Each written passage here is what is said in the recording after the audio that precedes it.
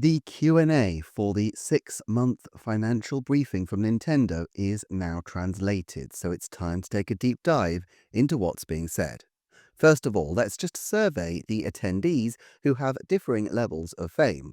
Shuntaro Furukawa, as Nintendo's president since 2018, is fairly well known now in the fan community, as of course is Shigeru Miyamoto.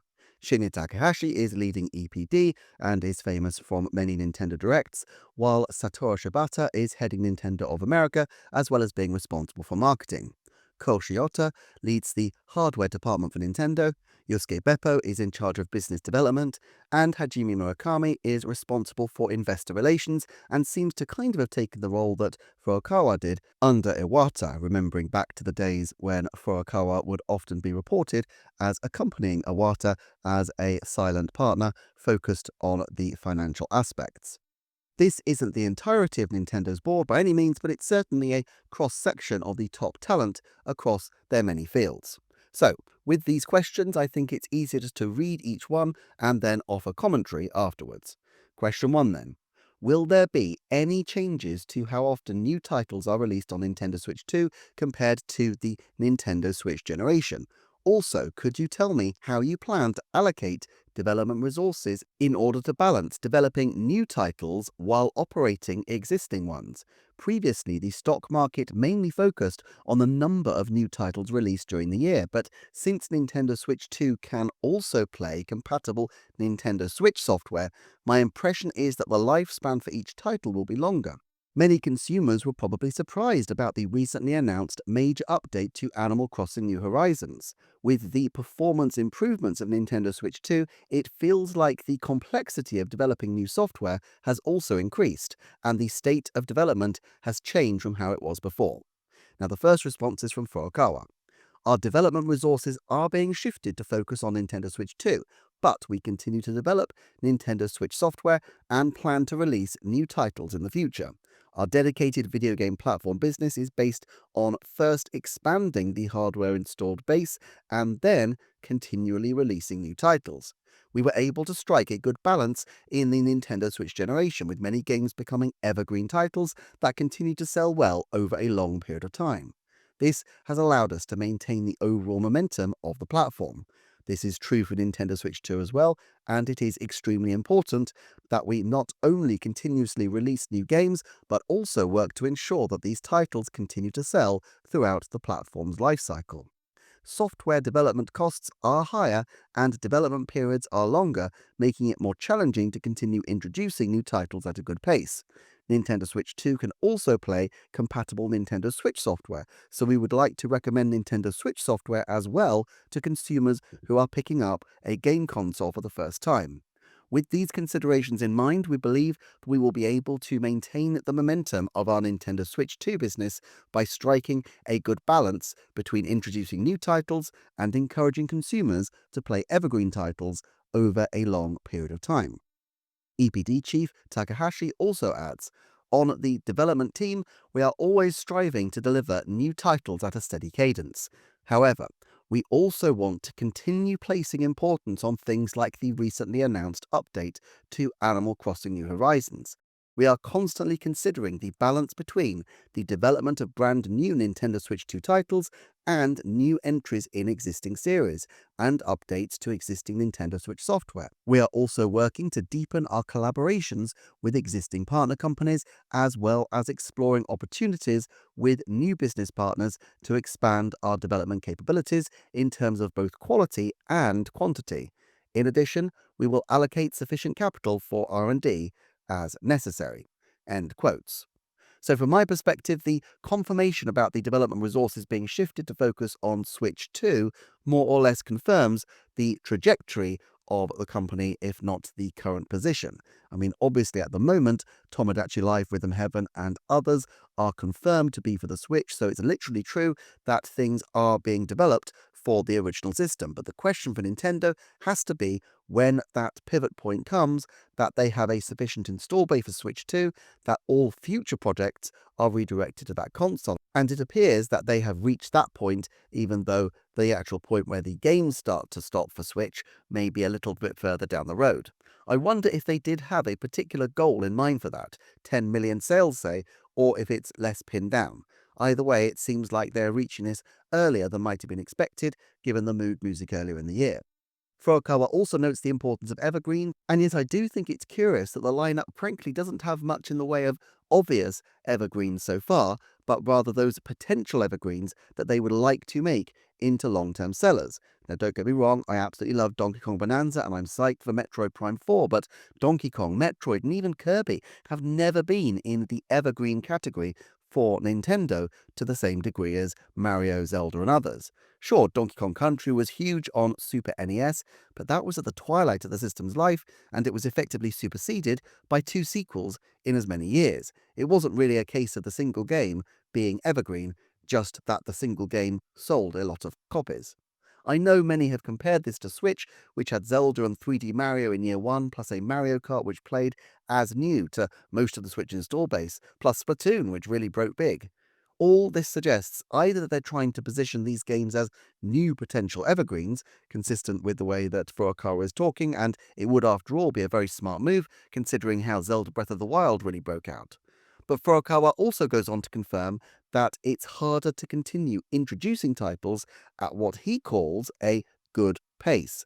I find this a very interesting wording, suggesting that it would indeed be good to have these titles earlier. I don't think this necessarily speaks to any kind of tension between the business and creative sides of Nintendo, as there's clearly a mutual respect here, but it doesn't take a genius to work out that long waits for these massive titles makes life more challenging, and that feeds into what Furukawa was saying about expanding not just their quality, but also their quantity of production. Takahashi talks about a steady cadence of new releases. For comparison, I've sometimes observed that the early part of the Switch's life had a lot of games, but in many respects, each financial year in the system's early life could almost be guaranteed a massive seller. Zelda Breath of the Wild was probably the riskiest of these, but it launched at the tail end of the 2016 to 2017 financial year when they didn't really have a lot of space for any other title. Then the following year came Super Mario Odyssey, followed by Super Smash Bros. Ultimate, and then Animal Crossing New Horizon, right before the end of the financial year ending March 2020. Of course, by calendar years, this is a little bit more murky to plot, but it's very obvious if you see it by financial year that each of these had one reasonably guaranteed major seller. Now, COVID threw a wrench into things after that, but I suspect Nintendo may even now consider one guaranteed AAA title a year to be optimal, supported of course by longer shots that hopefully will come good like Luigi's Mansion and Ring Fit Adventure did, plus of course Pokemon is its own beast. Takahashi notes what is obvious but nonetheless interesting, that Nintendo is continuing to find new and deeper collaborations as well as, on a separate note, R&D. He doesn't specifically mention what this R&D is for, and I'm sure there are many things they're considering, but in this context, it would suggest that ways of mitigating development time would be a priority, though I wouldn't want to speculate on what that specifically might be. At any rate, his referring to cadence of releases suggests to me that in the long term and even in the medium term, we will continue to see about a game every 3 weeks, 4 weeks, as we have done for most of the Nintendo Switch period, and that of course will be pretty promising, even if they're spliced in with Nintendo Switch 2 editions. The mysterious gap during September, I suspect, must have been something they didn't plan, because I really can't see why that was put in place, but nevertheless, we know that there is a huge amount of content being developed, which is pretty exciting. Let's move on then to question 2. Could you tell us about the future sales momentum for the Nintendo Switch 2 hardware and about the target sales among whom you aim to expand the adoption of the hardware? You say that sales are currently mainly focused on existing Nintendo Switch owners, but do you believe there is room for sales towards existing users to grow, or are you planning to gradually focus on expanding to new users as well? Furukawa responds, our goal for Nintendo Switch 2 at launch was to leverage the high engagement with Nintendo Switch and encourage all existing Nintendo Switch owners to purchase the new system.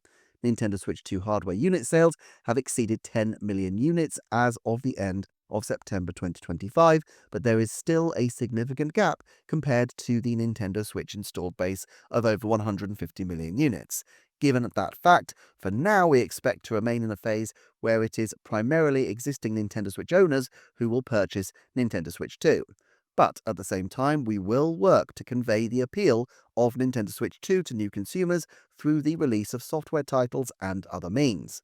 Among consumers who have migrated to Nintendo Switch 2, there is no single group that stands out in terms of when they first started playing Nintendo Switch. Consumers who purchased Nintendo Switch back at the launch in 2017, up through those who just bought it recently, have evenly transitioned to the Nintendo Switch 2 system. End quotes. Now, a lot of this is fairly obvious, but I do find the last point rather fascinating. It might be assumed that Nintendo has a core base of obsessive diehards who came over early from Wii U, but it does seem that a lot of people who joined Switch later on also are coming over, suggesting that it's not just existing and long-term fans, but new fans that they are making through the success of the Switch. Now, Furukawa doesn't put numbers to those things. Perhaps if you broke down the Switch to Switch 2 transitioners by year, they came aboard the Switch, 90% would be 2017 movers and only 1% 2024 buyers. Now, obviously, that's far more radical than Furukawa would actually be able to convey to investors without being perceived potentially to mislead them, so I'm kind of exaggerating to make a point, but there is a point behind it. He, of course, says that they transitioned evenly, but, evenly could be interpreted quite broadly depending on how loose you are with the numbers. I'm sure it's not an exact comparison, and there must be some degree of variance. It would be rather odd for people to buy a Switch and upgrade so soon after all. I really can't imagine why many people would buy something in 2025 and then get a replacement a few months afterwards. Now, I guess Nintendo will keep the specifics of this metric under wraps, but it also strikes me that it's something that they will want to study in some detail, as it will give them a sense of how their market is expanding. Of course, it's also worth remembering that due to the long life cycle of the Switch, there was always going to be a churn in the core audience anyway, but it still speaks to the success of the company in terms of bringing over new people who seem to be sticking with the system. Let's move on to question 3 then. The Mario Kart series has produced the best-selling software for the past few platform generations, and I imagine that pattern will continue on Nintendo Switch 2. Is there any possibility that a title that surpasses the Mario Kart series in terms of unit sales will be released on Nintendo Switch 2? Shigeru Miyamoto responds, Nintendo has always worked with the idea that there are no limits to our efforts. For example, when we tried our hand at movies with the Super Mario Bros. Movie, its success was compared to the box office revenues of other movies. However, even if the movie topped the rankings, we would think there was more room for growth. My latest theme is that there is no ceiling in the world of entertainment. In that sense, there are still many markets around the world that can be expanded through Nintendo Switch. If some Nintendo IP or innovation is widely accepted by consumers as something new and never before seen, the numbers could potentially reach beyond the boundaries of entertainment. One thing that is interesting about Nintendo is that it's okay to try anything. On the other hand, even if something like that happens, Mario Kart would probably continue to sell well in that undertaking as well, so it may never be surpassed.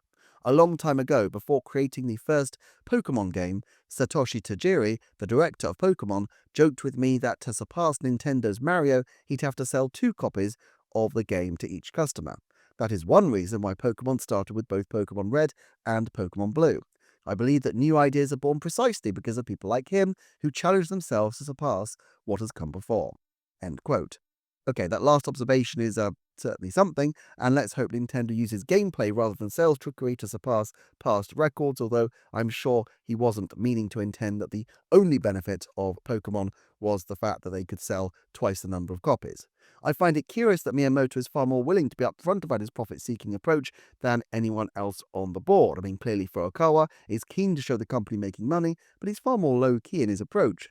Whereas Miyamoto has talked multiple times in recent years about the need for games to make a significant amount of money, and I wonder if there's an element here that they just can't stop Miyamoto shooting off his mouth, as opposed to sticking with the more austere and reserved company line. Still, it's interesting to see references to new markets, and also the suggestion that they could try anything, presumably including things well outside video games. Now, there is a moment where Miyamoto refers to markets around the world that can be expanded through Nintendo Switch. It's curious to me that he doesn't say Nintendo Switch 2. Now, that might just be the fact that Miyamoto tends to speak a lot more loosely than Furukawa, whereas Furukawa might have indicated at least the Switch family of systems, if not Nintendo Switch 2. But it could also suggest that they do see potential for growth for the original Nintendo Switch, not in the core markets that they've exploited until now, but potentially in new and emerging markets where the option to have a very cheap console relative to others on the market would be extremely attractive when coupled with the game's absolutely vast library. At any rate, the next question is also taken by Miyamoto and is worth a read. Question 4. Hypothetically speaking, if former President Hiroshi Yamauchi were still alive and evaluated the current state of Nintendo Switch 2, what kind of comments do you think he would make? Miyamoto responds, Yamauchi, as president of Nintendo, might feel a sense of envy that the numbers have surpassed those of his own tenure, but in a typical Kyoto business executive manner, I think he would say, stay humble, keep your feet on the ground, and do the right thing. End quote. Yamauchi, of course, resigned as president in 2002 after more than a century leading Nintendo and died in 2013. For all that people have taken against Furukawa, Yamauchi was far more the hard-nosed business tycoon in many of his dealings, though not without a mind for product as well. Reportedly, he suggested to Iwata a double-screen device before quitting the company. It's interesting to get Miyamoto's reflections on Yamauchi, given the huge role that Yamauchi played in forging the Nintendo that we know today. But for now, let's move on to question 5. Can you elaborate on future development of movies and videos?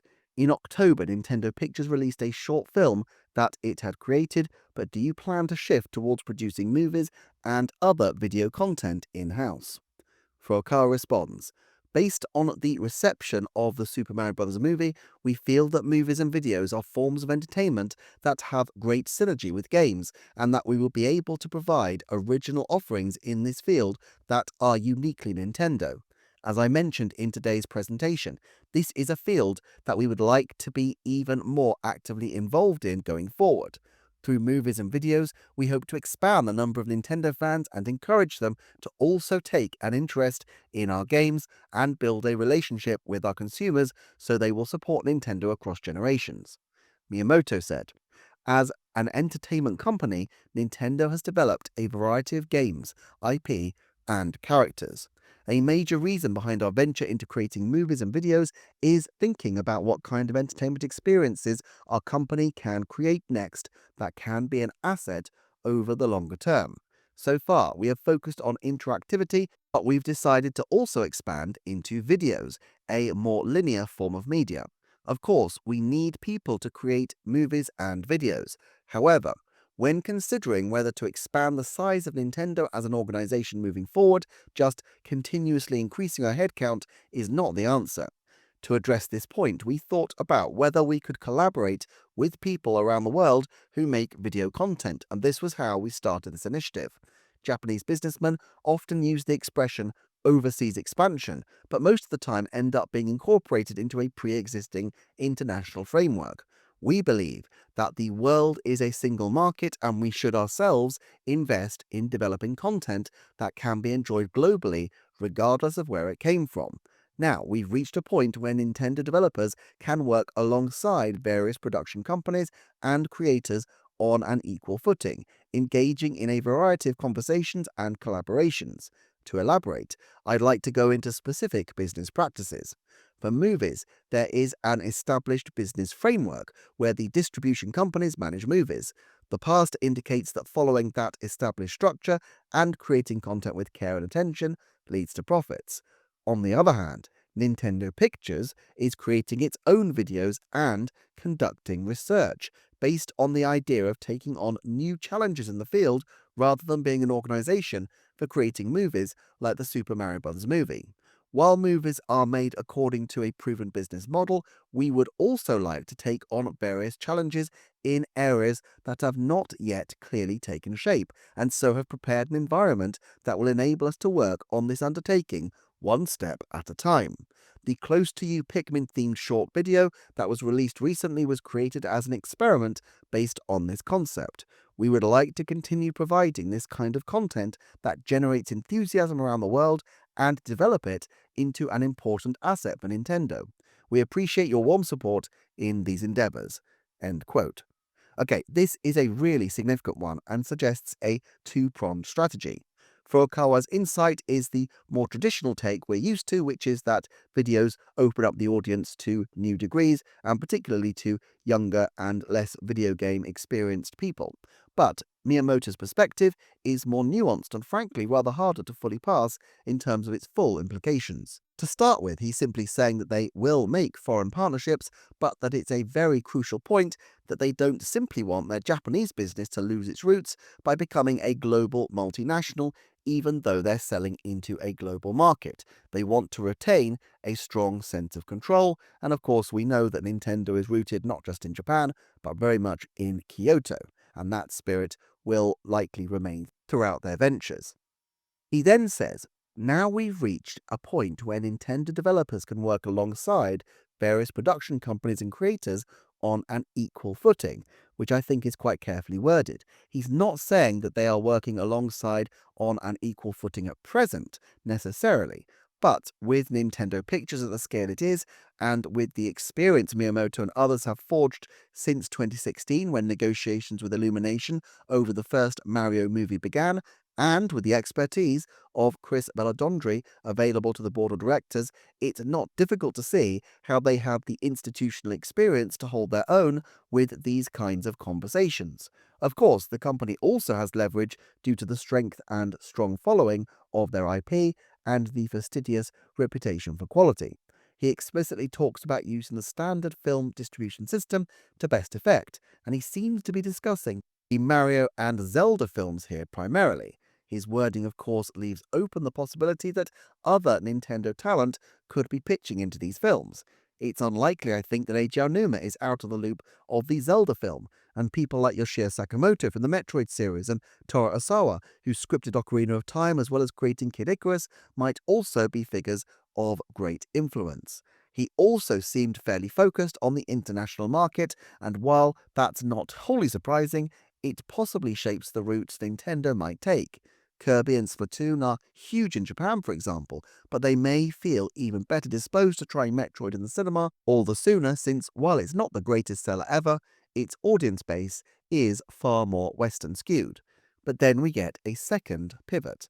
Back to my original Nintendo Pictures video, I suggested that Nintendo Pictures seemed at that point to be geared primarily towards in-game animation at the present and separate from their cinematic goals, and that still seems to be the case. Miyamoto pretty much denies that they're going to ratchet up to the point where they're competing with the likes of Illumination, and indeed rejects the idea that they are going to follow the traditional distribution model of films, but instead they are trying to experiment. We've looked to Close to You as a way to experiment with and showcase their animation of textures, expressions, and so on, but actually I rather now wonder if the 1-2 punch of the Pikmin-less and Pikmin-filled versions of the video were not just an ancillary benefit, but in this sense strikes me as the point of the exercise. I'd kind of assume that this might lead towards a short being put in front of a Mario film, for example, but maybe that's not the best way to deploy Nintendo Pictures if you are looking at the company as a source of innovation. I'm not saying that every video will be in different versions, just like Close to You was, but it strikes me that having an experience that uses the same core but is subtly different each time is a perfect example of entertainment that can be an asset over the long term. Perhaps integrating into a theme park experience that is subtly different across the year, in the case of an Animal Crossing video maybe. Nintendo is inherently experimental and rule-breaking as a company, and it strikes me that there is actually quite a bit of room for the traditional model of films and television to be turned on its head through the use of streaming video. I'm reminded of Netflix's Black Mirror Bandersnatch, a choose-your-own-adventure in film form, and while I doubt Nintendo will want to ape that specific format, apart from anything else, all that redundant footage would be hugely expensive, I suspect they would like to find a blue ocean from the rest of the film industry. He doesn't mention at all game cinematics here, but I have to assume that we will see the prior work of Nintendo Pictures bear fruit, particularly, I would expect, on the next big Mario and Zelda games. It also makes me wonder to what degree there could be crossover between animations made for games and animations that can be released in their own right. For example, could Nintendo have a team creating animations for an Ocarina of Time game, but then cannibalize that material with some additional elements into an Ocarina of Time movie, which would be, by definition, the most faithful version that it could be of the original game? Finally, Miyamoto talks about building one step at a time. A decade ago, the concept of a Mario movie was quite abstract. Now we have one film that has been released, two more ready to release pretty soon, and strong indications that we will see a Donkey Kong movie, a third Mario movie, and two more Zelda movies if these ventures continue to perform. Because Nintendo were leveraging the power of existing movie distribution networks, they were obviously able to scale up quite fast. But nevertheless, Nintendo only purchased Dynamo Pictures 3 years ago, and so presumably Close to You is the result of their very early ideation around what they could do, and they have continually expanded over the last few years, which means that what they're currently working on may be of a much larger scale. A decade hence, it does seem likely that they could partner with the existing distribution channels that Nintendo mention in their own right, even though this is clearly not their objective at the moment and something that Miyamoto rejects. A final thought on this: Miyamoto is specifically talking here about movies and video, but currently isn't mentioning television. Perhaps this is to protect a secret project, of course, but television can also be a profitable endeavor with a global reach, and I'll be interested to see at what point it starts to become a focus for the company, as it surely must. Okay, it's a slightly shorter Q&A than normal, with just one more question this time. Question 6. I'd like to verify how the increase in component costs affects the profitability of Nintendo Switch 2 hardware. While the cost of memory modules has been increasing lately, if this trend continues after you have exhausted your current stock of components, what will be the impact? Is there a possibility that the hardware profitability could decline?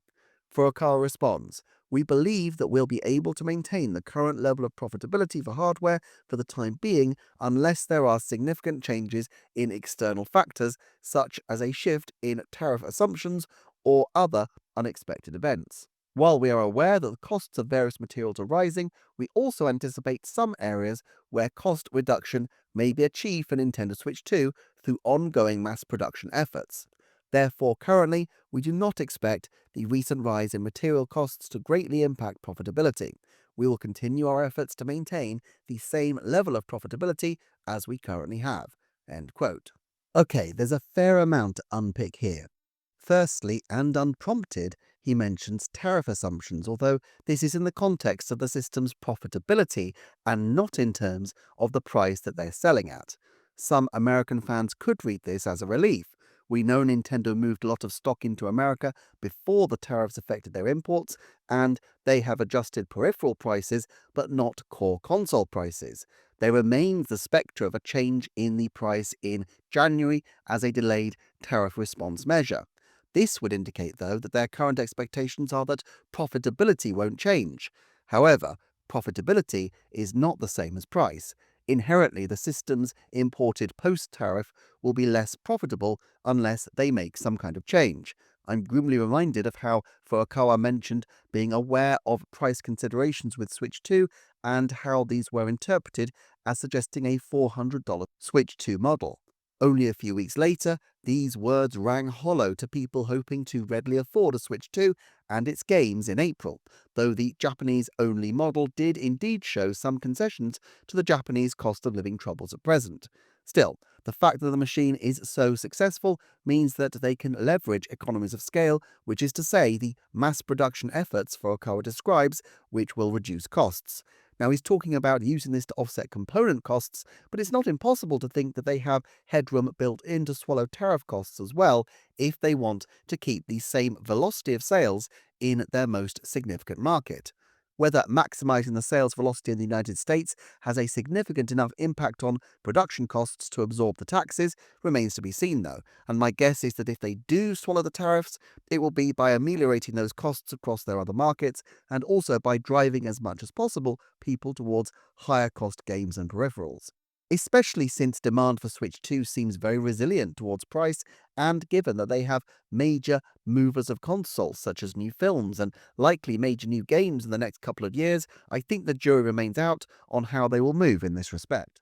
It is, of course, a relief that they have anticipated the long-term trajectory of component costs, and it does suggest that to some degree the relatively high price they've anchored Switch 2 at reflects some market uncertainty about component costs, though this kind of thing is inherently uncertain as demand can fluctuate with new technologies and supply can be restrained abruptly in response to world events. So sadly, while Furukawa's confidence is impressive, we can't necessarily know what will happen, and I'm sure Nintendo will respond to events as they feel they need to. All of this wraps up the Q&A for now. If you missed my videos on the financial results and also on the Furukawa presentation, do check those out. I will have more content in the next few days, but in the meantime, thanks for watching, thanks to the channel's Patreon backers, and I look forward to seeing you next time for another Nintendo Forecast.